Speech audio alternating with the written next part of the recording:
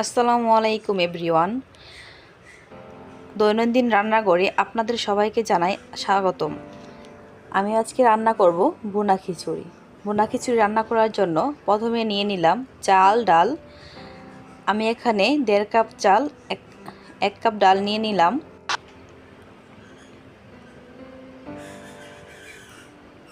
এখানে আমি সবগুলো মশলা নিয়ে নিলাম: সরিষার তেল, আদা রসুন বাটা, মাংস, হলুদের গুঁড়া, জিরার গুঁড়া, মরিচের গুঁড়া, লবণ এবং ভুনা খিচুড়ি মশলা, পেঁয়াজ কুচি, মরিচ কুচি। এখন চুলায় পাতিল বসিয়ে তেল দিয়ে নিব।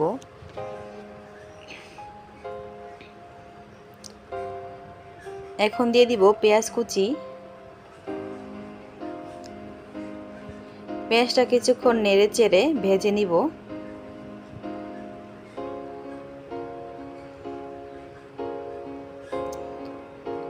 এই পর্যায়ে দিয়ে দিব তেজপাতা, দারচিনি,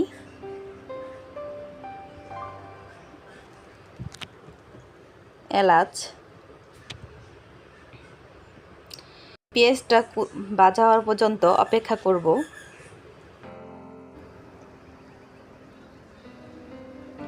এখন আমার পেঁয়াজ কুচি ভাজা হয়ে গেলে আমি সামান্য পরিমাণ পানি দিয়ে মশলা দিয়ে কষিয়ে নিব।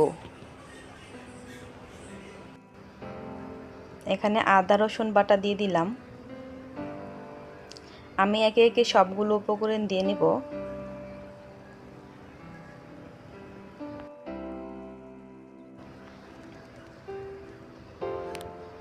এখানে হলুদের গুঁড়া আপনার পরিমাণ মতো নেবেন, আমি আমার পরিমাণ মতো নিয়ে নিলাম। মরিচের গুঁড়া, আমি এখানে মরিচের গুঁড়া দিয়েছি 3 চা চামচ।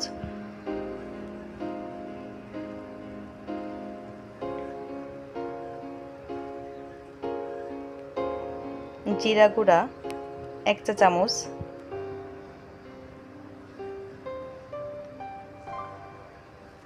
ধনে গুঁড়া 1 চা চামচ। লবণ স্বাদ মতো। আপনারা পরিমাণ মতো দিয়ে নেবেন। আমি আমার স্বাদ মতো লবণ 2 চা চামচ দিয়ে দিলাম। এখন নেড়ে চেড়ে মশলাটাকে কষিয়ে নিব।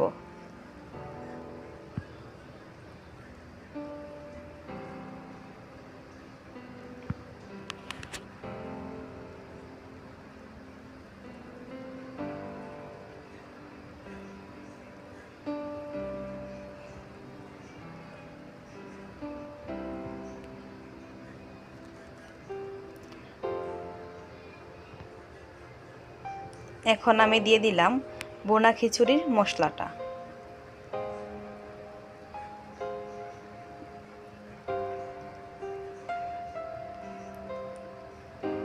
এখন দিয়ে দিব টেস্টি সল্ট।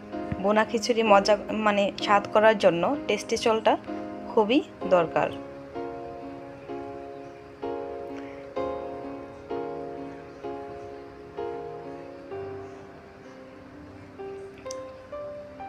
এখন মশলাটা কষিয়ে আসলে দিয়ে দিব মাংসগুলা।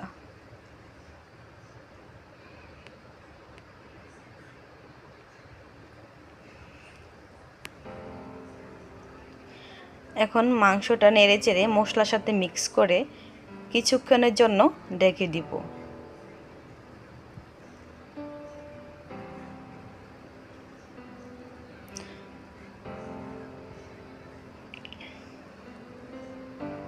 আমার প্রায় শেষ পর্যায়ে মাংস কষানো হয়ে গেছে। আর কিছুক্ষণ পর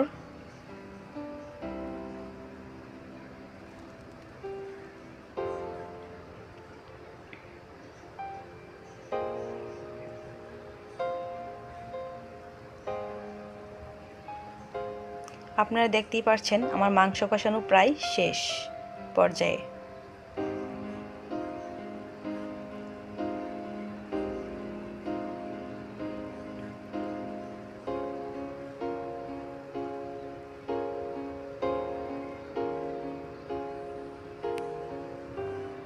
মাংস কষানো হয়ে গেলে আমি এখন চাল ডাল আগে থেকে ধুয়ে রেখেছি তা দিয়ে দিব।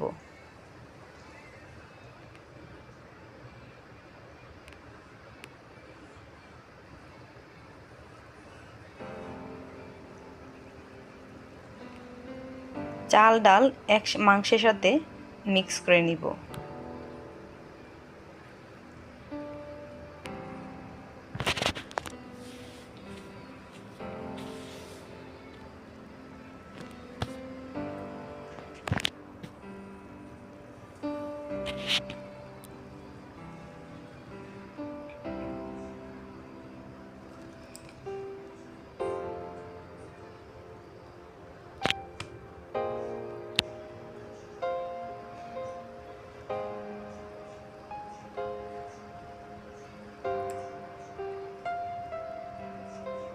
আমি এখন পরিমাণ মতো পানি দিয়ে নিব।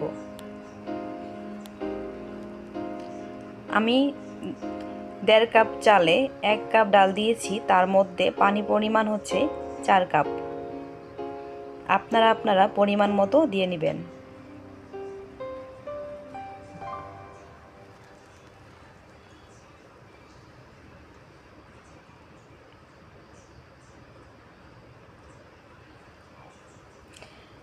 এই যে পানি দেওয়ার পর আমার খিচুড়ির ব্লক এসে গেছে।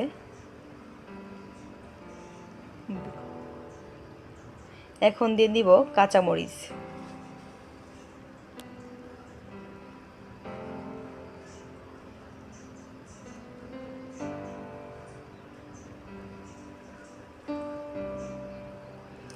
আমার খিচুড়ি প্রায় শেষ পর্যায়ে।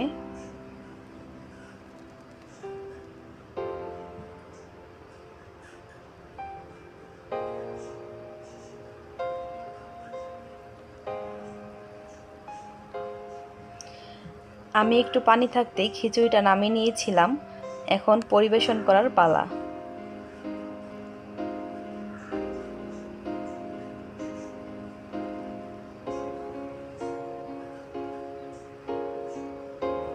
এখন আমি পরিবেশন করে নিচ্ছি।